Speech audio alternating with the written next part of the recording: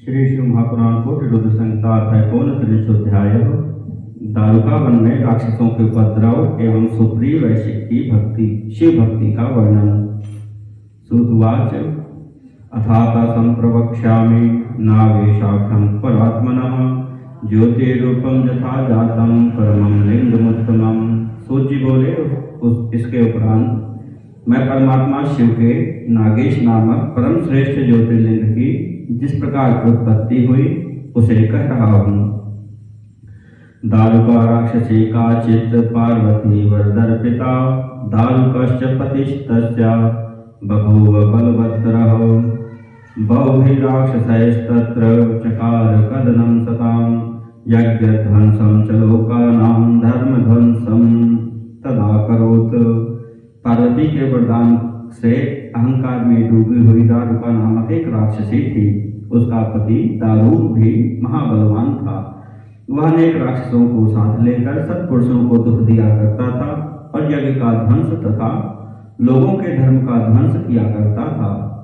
पश्चिमे सागरे तस्य वनं सर्वसमृद्धितं समृद्धिमत् योजनानां षोडशभिर्विस्तृतं सर्वतोदिशं दारुका स्वविलासार्थं यत्र गच्छति तद्वनं भूम्याच्च तरुभिस्तत्र सर्वोपकरणयुतं दारुकायै ददौ देवी तद्वनस्यावलोकनं प्रयाति तद्वनं सा हि पश्चा सह यदृच्छया। पश्चिम सागर के तट पर उसका एक वन था जो चारों ओर 16 योजन विस्तृत तथा सर्व समृद्धिपूर्ण था। दारुका राक्षसी अपने क्रीड़ा विलास के निमित्त वहां नित्य विचरण करती थी। वह वन सुंदर भूमि, नाना प्रकार के वृक्ष तथा अन्य सभी उपकरणों से युक्त था। देवी ने उस वन की देख रेख का भार दारुका को दिया था, जिसके लिए वह अपने पति के साथ अपनी इच्छा अनुसार जाया करती थी। तत्र स्थित्वा तदा सोऽपि सर्वेषां च भयं ददौ दारुको राक्षसः पत्न्या तया दारुकया सह। वह दारुक राक्षस भी अपनी पत्नी दारुका के साथ वहां निवास कर सभी को भय देने लगा। ते सर्वे पीड़िता लोका और वस्य शरणं ययुः नत्वा प्रीत्याभिषेकेन तमूचु नतमस्तकाः। उससे पीड़ित हुए वहां के निवासी महर्षि और की शरण में गए और सिर झुकाकर उन्हें प्रेम पूर्वक नमस्कार कर कहने लगे। लोकाऊचुः महर्षे शरणं देहि नो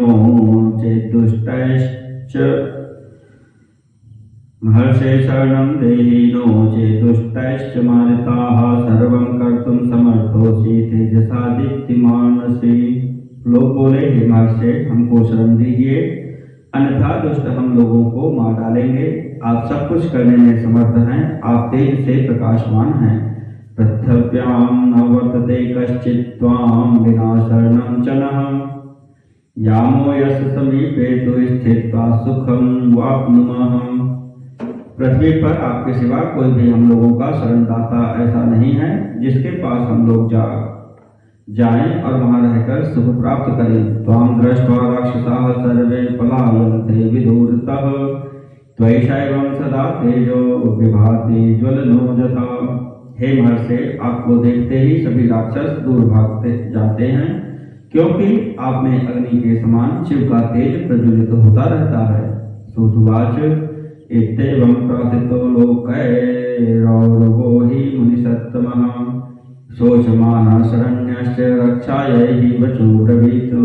सूत जी बोले, लोगों के द्वारा इस प्रकार प्रार्थना किए जाने पर शरण देने वाले मुनि श्रेष्ठ और ने व्यथित होकर उनकी रक्षा के लिए यह वचन कहा। और वह उवाच पृथिव्यां यदि रक्षांसि हिंस्युर्वै प्राणिनस्तदा स्वयं प्राणैर्वियुज्येयुः राक्षसा बलवत्तराः यदा यज्ञाश हन्येरंस्तदा प्राणैर्वियोजिताः भवन्तु राक्षसाः सर्वे सत्यमे तन्मयोच्यते। और वो बोले, यदि अत्यंत बलशाली ये राक्षस पृथ्वी पर प्राणियों का वध करते रहेंगे तो वे स्वयं मर जाएंगे। यदि वे इसी प्रकार यज्ञ विध्वंस करते रहेंगे तो सभी राक्षस स्वयं अपने प्राणों से हाथ धो लेंगे। यह मैं सत्य कहता हूँ।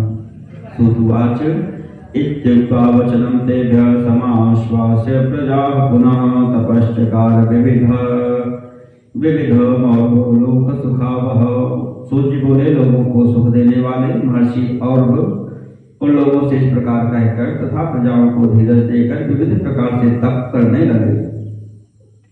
देवास्तदात विज्ञाय शापस्य कारणं हि तत् युद्धाय च समुद्योगं चक्रुर्देवाभिः सह सर्वैश्चैव प्रयत्नैश्च नानायुधधराः सुराः सर्वे शक्रादयस्तत्र युद्धार्थं समुपागताः। इसके बाद वे देवगण शाप का कारण जानकर देव शत्रु राक्षसों से के साथ युद्ध करने का सभी प्रकार से प्रयत्न करने लगे। उस समय इंद्रादि समस्त देवगण अनेक विध अस्त्र शस्त्रों को धारण कर सभी उपकरणों के साथ युद्ध के लिए वहां उपस्थित हुए। तान् दृष्ट्वा राक्षसास्तत्र विचारे तत्पराः पुनः बभूवुस्ते खिला दुष्टा मिथो ये यत्र संस्थिताः। उन्हें देखकर उस वन में जहाँ वो जो भी राक्षस निवास कर रहे थे वे सभी आपस में मिलकर विचार करने लगे। राक्षसा ऊचुः किं कर्तव्यं कुगन्तव्यं संकटं समुपागताः युध्यते म्रियते चैव युध्यते न विहन्यते तथैव स्थीयते चेद्वै भक्ष्यते किं परस्परं दुःखं हि सर्वथा जातं कायेनं विनिवार्येत। राक्षस बोले, अब हम लोग क्या करें, कहाँ जाएं? बहुत बड़ा संकट उपस्थित हो गया। यदि हम लोग युद्ध करें तो भी मारे जाएंगे और यदि युद्ध ना करें तो भी मारे जाएंगे। यदि ऐसे ही पड़े रहे तो हम लोग क्या भोजन करेंगे? यह तो बड़ा दुख का अवसर उपस्थित हुआ, कौन इस दुख को दूर करेगा? सूतुवाच विचारेति च ते तत्र दारुकाद्याश्च राक्षसाः उपायं न विजानन्तो दुःखं प्राप्ताः सदा हि वै। दारुका राक्षसी चापि ज्ञात्वा दुःखं समागतं भवान्याश्च वरं तं च कथयामास सा तदा। सूत जी बोले, वहां पर इस प्रकार ऐसा विचार करके भी उन दारुक आदि राक्षसों को जब कोई उपाय नहीं सूझा तब वे बहुत दुखी हुए। तब दारुका राक्षसी इस प्रकार का संकट उपस्थित हुआ जानकर पार्वती के उस वरदान के विषय में कहने लगी। दारुकोवाच मया ह्याराधिता पूर्वं भवपत्नी वरं ददौ वरं गच्छ निजय साधं यत्र गन्तुं त्वमिच्छसि तद्वरश्च मया प्राप्तः कथं दुःखं विषह्यते जले वनं चलित्वा वै सुखं स्थेयं तु राक्षसैः। दारुका बोली, मैंने पूर्व काल में भवानी की आराधना की थी, तब उन्होंने वरदान दिया था कि तुम जहाँ जाना चाहो वहाँ अपने स्वजनों को लेकर वन सहित जा सकती हो। जब मैंने ऐसा वरदान प्राप्त किया है तब तुम लोग दुख क्यों सह रहे हो? वन को जल के भीतर ले जाकर वहीं पर सभी राक्षस सुखपूर्वक रह सकते हैं। सूतवाच तस्यास्तद्वचनं श्रुत्वा राक्षस्या हर्षमागताः ऊचु सर्वे वितस्ते राक्षसा निर्भयास्तदा। सूत जी बोले, तब उस राक्षसी का यह वचन सुनकर सभी राक्षस हर्षित हो उठे और निडर हो आपस में कहने लगे, धन्येयं कृतकृत्येयं राज्ञा वै जीविताः स्वयं नत्वा तस्मै च तत्सर्वं कथयामासुरादरात् यदि गन्तुं भवेत् शक्तिर्गम्यतां किं विचार्यते तत्र गत्वा जले देवी सुखं स्थास्यामि नित्यशः। यह धन्य है, कृतकृत्य है, इस राज्ञी ने हम लोगों को जीवन दान दिया है। तदुपरांत वे सब राक्षसी को प्रणाम कर आदर पूर्वक कहने लगे, हे देवी, यदि तुम में इस प्रकार जाने की शक्ति है तो यहाँ से शीघ्र चलो। अब क्या विचार करती हो? हम लोग जल में जाकर सुखपूर्वक निवास करेंगे। एतस्मिन्नन्तरे लोकादेवः साधं समागताः युद्धाय विविधैः दुःखैः पीडिता राक्षसैः पुरा। इसी बीच सभी लोग देवताओं को साथ लेकर उन राक्षसों से युद्ध करने के लिए आए जिन्होंने उन्हें पहले बहुत दुख दिया था। पीडिताश तदा तस्या भवान्या बलमाश्रिताः समग्रं नगरं नीत्वा जलस्थल समन्वितम्। जय जयेति देव्यास्तु स्तुतिमुच्चार्य राक्षसी तदुड्डीयनं कृत्वा सपक्षो गिरिराड्यथा।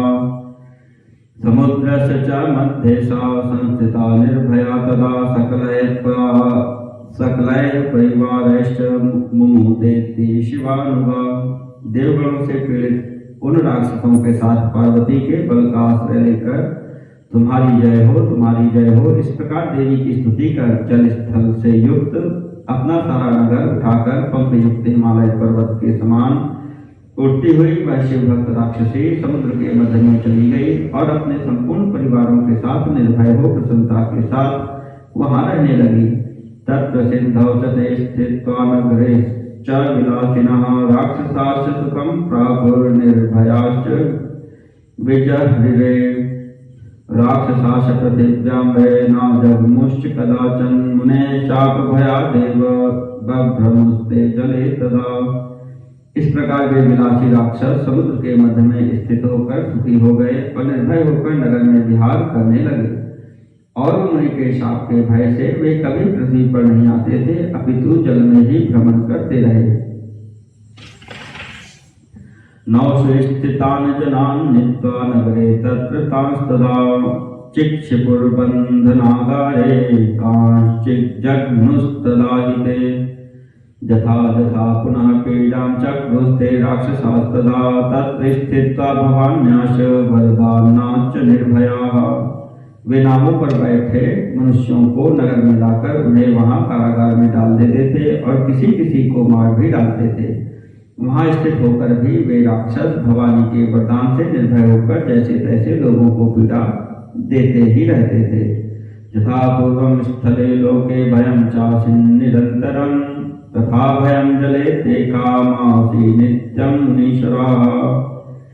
कदाचित् राक्षसी सा च निःसृता नगराज्जले रुद्ध्वा मार्गं क्षतालोकपीडार्थं धरणं च हि। हे मुनीश्वरों, जिस प्रकार उन राक्षसों का भय पूर्व में पृथ्वी लोक में स्थल नित्य प्रति बना रहता था, उसी प्रकार उनके जल में रहने पर भी निरंतर भय बना रहने लगा। किसी समय वह राक्षसी जल में स्थित अपने नगर से निकलकर लोगों को पीड़ा देने के लिए पृथ्वी पर जाने का मार्ग रोक कर स्थित हो गई। एतस्मिन्नन्तरे तत्र नागो बहुतराः शुभाः आगता बहुधा तत्र सर्वतो लोक संवृताः। इसी समय वहां चारों ओर से मनुष्यों से भरी हुई बहुत सी सुंदर नावें आईं। तानावश्च तदा दृष्ट्वा हर्षं सम्प्राप्य राक्षसाः दुःखं गत्वा हि तत्रास्थान् वेगात् सन्दध्रिरे खलाः। मनुष्यों से भरी उन नावों को देखकर हर्ष से भरे हुए उन दुष्ट राक्षसों ने शीघ्रता से जाकर नाव पर स्थित लोगों को वेगपूर्वक पकड़ लिया। आजगमुर्नगरं ते च तनागाय महाबलाः चिक्षिपुर्बन्धनागारे बद्धा हि निगडैर्दृढैः। उन महाबली राक्षसों ने उन्हें अपने नगर में लाकर दृढ़ बेड़ियों से बांधकर कारागार में डाल दिया। बद्धा ते निगडैर्लोकाः संस्थिता बन्धनालये अतीव दुःखमा जाग्मुर्भर्त्सितास्ते मुहुर्मुहुः। श्रृंखलाओं से बंधे हुए तथा कारागार में पड़े हुए उन लोगों पर राक्षसों की बारंबार फटकार भी पड़ती थी, जिसके कारण वे अत्यधिक दुख पा रहे थे।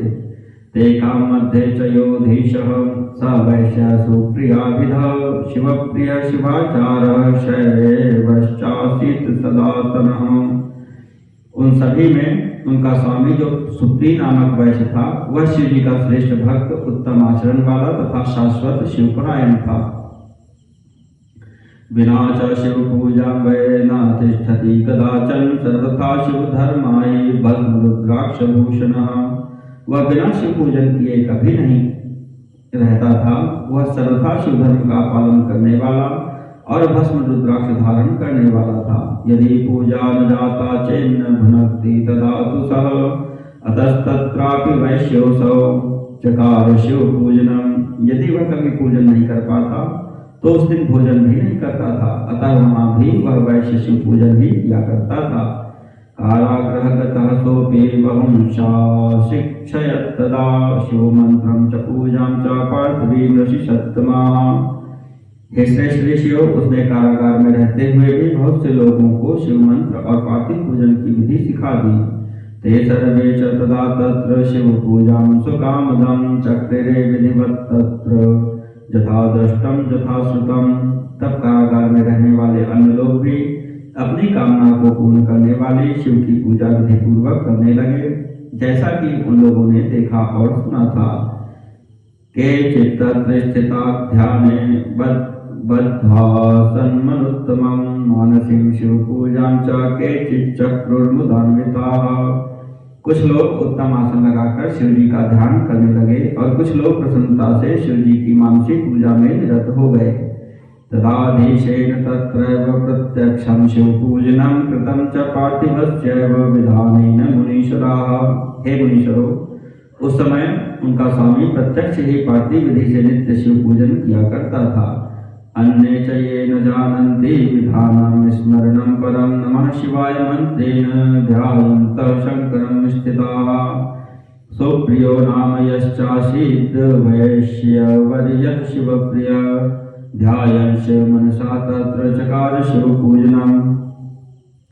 जो अन्य लोग शिव पूजन का विधान तथा श्रेष्ठ स्मरण शास्त्रोक्त ध्यान नहीं जानते थे, वे नमः शिवाय मंत्र से शिव का ध्यान करते हुए रहने लगे। सुप्री नामक जो शिव भक्त वैश्य श्रेष्ठ वैश्य था, वह मन में शिव जी का ध्यान करता हुआ वहां शिव पूजा किया करता था।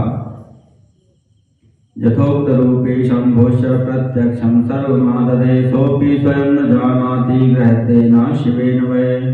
एवं च क्रियमाणश्च वैश्यस्य शिवपूजनं व्यतीयुस्तत्र खण्डमासा निर्विघ्नेन मुनीश्वराः। भगवान शिव जी भी शास्त्र वर्णित रूप धारण कर सभी सामग्री प्रत्यक्ष ग्रहण करते थे। वह वैश्य स्वयं भी इस बात को नहीं जानता था कि शिव जी उसे ग्रहण कर लेते हैं। हे मुनीश्वरों, इस प्रकार वैश्य को शिव पूजन करते हुए वहां निर्विघ्न रूप से 6 महीने बीत गए। अतः परम च यज्जातं चरितं शशिमौलिना तत्क्षणोध्वं ऋषिश्रेष्ठाः सावधानेन चेतसा। हे मुनीश्वरों, इसके बाद शिव जी का जैसा चरित्र हुआ उसे आप लोग सावधान मन से सुनिए। इति श्री शिव महापुराणे चतुर्थ्यां कोटिरुद्र संहितायां नागेश्वर ज्योतिर्लिंग महात्म्ये दारुका वन राक्षसोपद्रव वर्णनम नाम 19 अध्याय।